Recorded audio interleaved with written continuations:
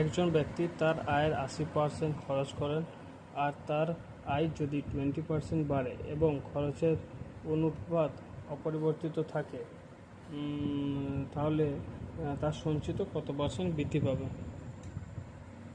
যদি তার ইনকাম 100 টাকা হয়, 80 টাকা খরচ করে, তাহলে সেভিংস নিশ্চয়ই তার 20% এবং তার যদি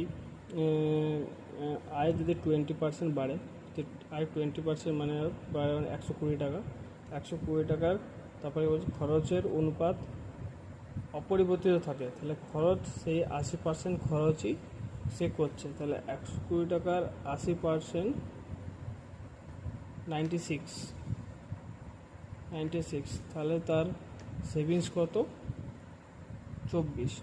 তাহলে আগে তার সেভিংস হতো 20 টাকা, এখন তার সেভিংস 24 টাকা, তাহলে 4 অনুপাত বেশি।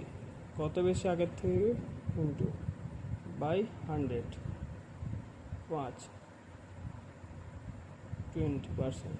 অতএব তার সঞ্চয়ের 20% শতাংশ বৃদ্ধি পাবে।